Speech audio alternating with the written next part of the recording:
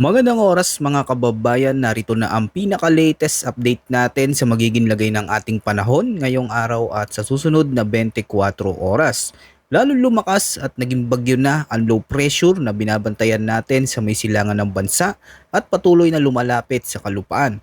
Ayon sa mga datos, inaasahan na ito ay maglalandfall sa Northern Luzon. Alamin natin yung mga lugar na dadaanan ng bagyong ito at habagat mas lalakas pa sa mga susunod na araw. Para naman lagi kang updated sa lagay ng panahon, i-click mo lang ang subscribe button. So ngayong araw, si Tropical Depression Quiapo ay tinatayan nasa layong 850 kilometers sa silangan ng southeastern Luzon. Taglay nito ngayon ang maximum sustained winds na nasa 55 kilometers per hour malapit sa sentro.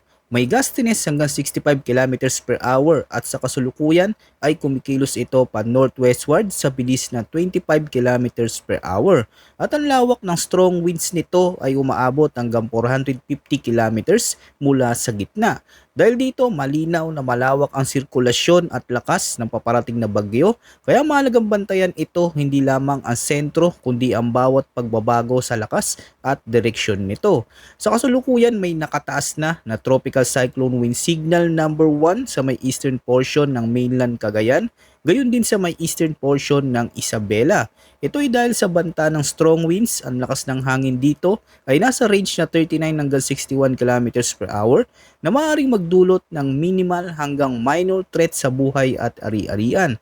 Meaning ang mga lugar na ito ang pinakadirektang tinatamaan ng malalakas na bugso ng hangin, lalo na sa mga area na malapit sa baybayin at dagat na lantad sa malalakas na ulan at hangin. Ngayon, dumako muna tayo sa latest heavy rainfall outlook na inilabas ng Pag-asa ngayong araw na dapat bantayan dahil sa pinagsamang epekto ng Tropical Cyclone Quiapo at sa pinalalakas nitong habagat. Ngayong araw, inaasahan ng malalakas na pag-ulan na aabot sa 50 hanggang 100 millimeters sa Zamboanga del Norte, Zamboanga Sibugay, gayon din sa may Zamboanga del Sur, Lanao del Norte, Lanao del Sur, Maguindanao del Norte, Sultan Kudarat at sa may Sarangani.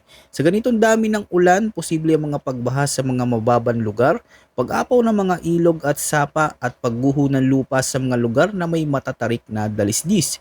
Bukas, inaasang mas lalawak pa ang matitinding pag-ulan na abot sa 100 hanggang 200 millimeters na buhos sa may Cagayan na maaring magdulot ng mabilis na pagtaas ng tubig sa mga ilog at sapa. Samantala, aabot naman sa 50 hanggang 100 millimeters sa Batanes, Isabela, Apayao, Kalinga, Abra at Ilocos Norte.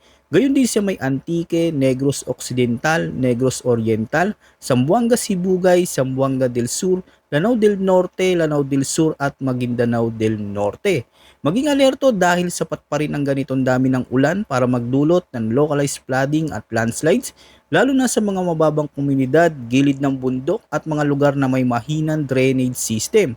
At pagsapit naman ng July 25, mas lalawak pa ang saklaw ng malalakas na pag-ulan na aabot sa 100 hanggang 200 millimeters sa mga lugar sa Cagayan, Apayao, Abra, Ilocos Norte at Ilocos Sur. Habang nasa 50 hanggang 100 millimeter naman ang posibleng bumagsak sa may Batanes, Isabela, Kalinga, Mountain Province, Ifugao, Benguet at La Union. Gayon din sa may Occidental Mindoro, Antique, Iloilo, Guimaras at Negros Occidental. Mahalaga din tandaan na ang mga rainfall forecast na ito ay maaari pang mas lumala sa mga bulubundukin at matataas na lugar dahil sa epekto ng terrain. Bukod dito, kung ang isang lugar ay nakaranas na ng sunod-sunod na pag-ulan sa mga nagdaang araw, mas tumataas ang posibilidad ng pagbaha, pagguho ng lupa at pag-apaw ng mga ilog kahit hindi na ganoon kalakas ang kasunod na ulan. Ngayon naman, dumako tayo sa kasulukuyang forecast weather condition sa iba't ibang bahagi ng ating bansa. Unahin natin ang Mindanao, Western Visayas, Negros Island Region, Central Visayas at Palawan. Ang forecast sa mga lugar na ito ay cloudy skies with scattered rains and thunderstorms. Dulot pa rin ng umiiral na southwest monsoon o hambagat. Ibig sabihin, mas madalas ang pabalik-balik ng mga pag-ulan at thunderstorms sa maghapon. Sa ilang pagkakataon, maaring lumakas ang ulan kapag may mas aktibong monsoon band na tumama sa isang particular na lugar. Samantala, para naman sa Bicol Region, Eastern Visayas at Romblon, ang forecast ay cloudy skies with scattered rains and thunderstorms dahil kay Tropical Depression Quiapo, meaning ang malawak nitong rain bands at sirkulasyon ay patuloy na naghahatid ng mga kapal na ulap at mga pag-ulan sa silangang bahagi ng bansa.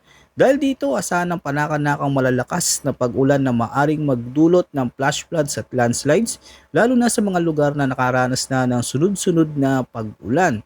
Sa Eastern Visayas, mas ramdam ang epekto nito dahil direktang nakaharap ang rehiyon sa Philippine Sea kaya mas madali itong maabot ng mga rain band ng tropical cyclone. Samantala sa Bicol Region at Romblon, asahan din ng mga pag-ulang maaring tumagal ng ilang oras na sinasabayan ng mga pagkulog at pagkidlat. Para naman sa Metro Manila at sa nalalabing bahagi ng Luzon, ang forecast ay partly cloudy to cloudy skies with isolated rain showers o thunderstorms na dulot ng umiiral na localized thunderstorms. Sa madaling sabi, hindi tuloy-tuloy ang ulan sa mga lugar na ito. Maaaring magsimula ang araw na maaliwalas o bahagyang maulap, ngunit habang umiinit ang paligid sa hapon, mabilis na nabubuo ang mga thunderstorm clouds na maaaring magdala ng biglaang malalakas na ulan, thunderstorms na may malalakas na bugso ng hangin at pagkidlat sa ilang lugar. Ngayon, pag-usapan naman natin ang latest track and intensity outlook ni Bagyong Quiapo. Mahalagang tandaan na hindi lamang ang mismong landfall point ang maaaring makaranas ng masamang panahon. Ang malalakas na pag-ulan, pabugso-bugsong hangin at iba pang epekto ng bagyo ay maaari pa ring maranasan maging sa mga lugar na nasa labas ng inaasahang daraanan ng sentro ng bagyo. Bukod dito, posible rin ang pagbabago sa track at lakas nito habang patuloy na lumalapit si Bagyong Quiapo. Batay sa pinakabagong forecast, inaasang magpapatuloy sa pagkilos pakanluran hanggang west-northwest o northwest sa buong forecast period. Kung magpapatuloy ang kasalukuyang track nito, posible itong lumapit o maglandfall sa Babuyan Islands bukas ng gabi. Gayunpaman, hindi pa rin inaalis ang posibilidad na sa mainland Cagayan ito tuluyang maglandfall kung magkakaroon ng kaunting pagbabago sa direksyon ng bagyo. Pagkatapos tumawid sa pinakailagang bahagi ng Luzon, inaasang lalabas muli ang sentro ng bagyo sa Luzon Strait at unti-unting lalayo sa bansa. Sa kasalukuyang forecast, posibleng makalabas ito ng Philippine Area of Responsibility o PAR pagsapit ng Sabado ng umaga, July 25. Pagdating naman sa lakas ng bagyo, inaasang unti-unting lalakas si Quiapo habang kumikilos sa Philippine Sea. Inaasang maabot nito ang tropical storm category bago sumapit ang Biyernes. Habang tinatak nito ang extreme northern Luzon, maaari pa itong magpatuloy sa pag-intensify bilang isang tropical storm.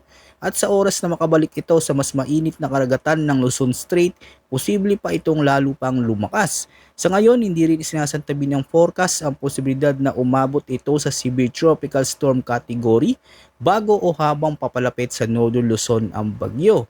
Kung titingnan naman natin, gamit ang iba't ibang weather model, mas kapansin-pansin na ang pagkakasundo ng mga datos pagdating sa magiging galaw at posibleng lakas ng bagyo.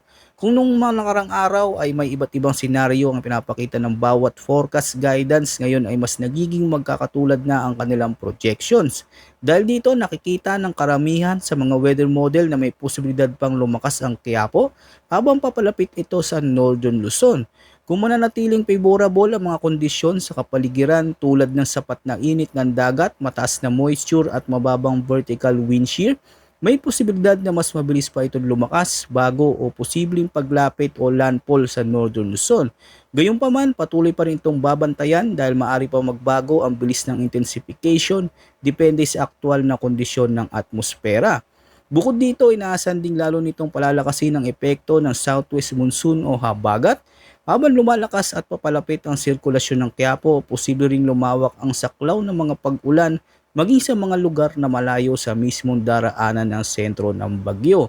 Ibig sabihin, kahit ang ilang bahagi ng Western Luzon, Visayas at ilang lugar sa Mindanao ay maaari pa rin makaranas ng pabalik-balik na pag-ulan na dulot ng pinalakas na habagat. Maaaring magdulot ng pagbaha at pagguho ng lupa lalo na sa mga lugar na nakaranas na ng sunod-sunod na pag-ulan nitong mga nakalipas na araw. Habang papalapit naman ang Quiapo sa Babuyan Islands, Cagayan at iba pang bahagi ng extreme northern Luzon, unti-unti rin lalawak ang mga rain bands nito kaya kahit hindi pa dumarating ang sentro ng bagyo, maaari nang maranasan ng malalakas na pag-ulan, pabugso-bugsong hangin at masamang lagay ng panahon sa mas malawak na bahagi ng northern Luzon. Dahil dito, mahalagang patuloy nating bantayan ang mga weather updates dito sa ating channel dahil anumang pagbabago sa track o intensity ng Quiapo ay maaaring magdulot ng pagbabago sa lawak at tindi na magiging epekto nito sa iba't ibang bahagi ng ating bansa. Maraming salamat sa inyong suporta mga kababayan at huwag kalimutang mag-ingat.